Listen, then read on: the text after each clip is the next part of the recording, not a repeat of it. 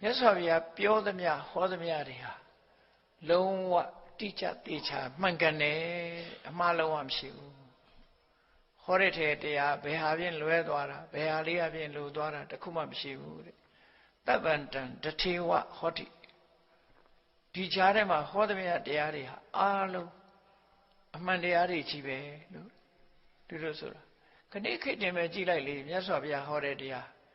နိဗ္ဗာန်ရဲ့အကြောင်းတရားတာထားစီးပွားဖြစ်ကြောင်းတရားဟောထားတာလေးပဲကြည်လိုက်အောင်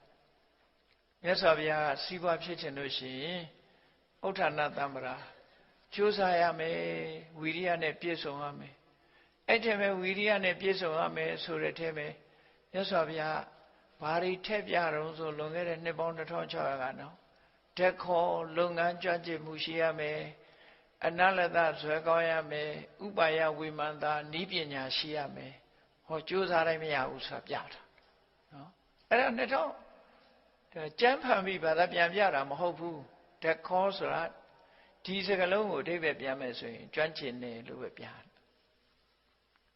အနလတဆိုတာဇွဲကောင်းတယ်မပြင်းဘူးဥပါယဝိမန္တာဆိုတာဥပါယဆိုတာနိလအိန္ဒိယနိုင်ငံတို့သွားကြည့်ဤပညာဥပါယဝိမန္တာပဲပြန်သူတို့ဟောတာဥပါယဆိုတာနိလဝိမန္တာဆိုတာပညာဤပညာtechnology လို့ခေါ်တဲ့ဤပညာအလង្ကာတုံအလန္တဝိတ္တတုံကိုယ်တိုင်လုံနိုင်စွမ်းရှိတယ်စီမံခန့်ခွဲနိုင်စွမ်းရှိတယ် management အဲ့ဒီအချက်တွေနဲ့ပြည့်စုံရင်ဒါစီးပွားရနိုင်အာရခသမရာကိုရှာထားတာတွေကိုအလေလွဲမရှိအောင်ထိန်းသိမ်းဆောက်ရှောက်နိုင်ရမယ်သမတ်စီဝိတာဝင်ငွေထွက်ငွေမြတ်တောက်အောင်သုံးဆွဲတတ်ရမယ်ကလျာဏမိတ်တာမိကောင်းဆွေကောင်းရှိရမယ်လို့ဆိုဒီအချက်၄ချက်နဲ့ဆိုရင်ဒီဘဝမှာစီးပွားဖြစ်ပါတယ်လို့ဘုရားဟောတာဒါလောကီကိစ္စနဲ့ပတ်သက်ပြီးဟောတာအလို့ရှင်လို့သမားနဲ့ပတ်သက်ပြီးဆက်ဆံရေးတွေဟောထားတာဒီကနေ့ခေတ်က business ethics ဆိုပြီးတော့အသေးစမ်းလုပ်ပြီးတော့ရေးနေကြတာမြတ်စွာဘုရားလွန်ခဲ့တဲ့နှစ်ပေါင်း1600တဲ့ဒီ ethics ဆိုတဲ့ကျင့်ဝတ်နဲ့ဒီကရေးပြီးသားဟောပြီးသားပဲနော်ဟောပြီးသားဘယ်လောက်ထိအောင်သေချာတုံးဆိုလို့ရှိရင်လှုပ်တာမလှုပ်တာအသာထားအလို့ရှင်နဲ့လှုပ်သမားစိတ်ကောင်းထားလို့ဘုန်းကြီးတို့ရှင်းပြီးတော့ဟောထားတဲ့ထဲမှာကြည့်သို့မဟုတ်မြတ်ဗုဒ္ဓရဲ့လောကဝိဇ္ဇာလမ်းစဉ်ဆိုတာကိုကြည့်အလို့ရှင်ကအလို့သမားပေါ်မှာဘယ်လိုဆက်ဆံတယ်ဆက်ဆံရမယ် employer employee အလို့သမားကအလို့ရှင်နဲ့ဘယ်လိုစိတ်နေသဘောထားရမယ်ဆိုတာအပြန်အလှန်ထိန်းညှိထားတဲ့ကျင့်ဝတ်တွေဖော်ပြထားတာရှိတယ်ဆိုပါစို့အလို့သမားတယောက်ကျမ်းမာရေးမကောင်းဘူးဆိုရင်အလို့ရှင်ပြစ်မထားအောင်ငါလည်းမဆိုင်ဘူးဆိုပြီးနော်ခွင့်ရည်ပေးတယ်နော်လာစာအပြည့်နဲ့ခွင့်ရည်ပေးတယ်ဆေးကုဖို့တွေပေးတယ်ဟောဒါတွေကမြတ်စွာဘုရားဟောခဲ့တဲ့ထဲမှာပါ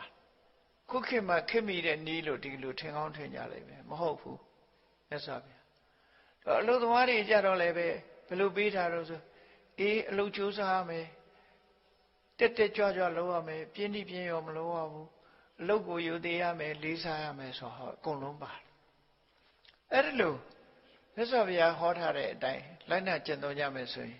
လှုပ်ရှင်လှုပ်သမားကြားမှာပြဿနာဆိုတာရှိเสียအကြောင်းမရှိလို့ဒါကြောင့်မို့မြတ်စွာဘုရားဟောသမျှသည်လောကီကိစ္စပဲဖြစ်ဖြစ်လောကုတ္တရာကိစ္စပဲဖြစ်ဖြစ်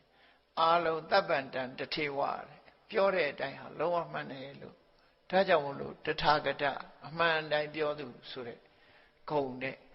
ချီးကျူးရတဲ့အနေအထားမျိုးရှိတယ်မြန်မာနိုင်ငံဟာမြတ်စွာဘုရားရဲ့အဆုံးအမတရားတော်တွေကိုလက်ခံရရှိထားတဲ့နိုင်ငံတစ်နိုင်ငံဖြစ်တယ်ဒီတရားတွေကဗမာပြည်မှာဟောတာတခုမှမရှိဘူးအိန္ဒိယနိုင်ငံမှာဟောခဲ့တာသို့တော့အိန္ဒိယနိုင်ငံလူတွေရောဘုရားဟောတဲ့ဟာတွေမေ့ထားကြပြီလေသူတို့ရင်ထဲနှလုံးထဲမှာမရှိသလောက်ဖြစ်သွားတယ်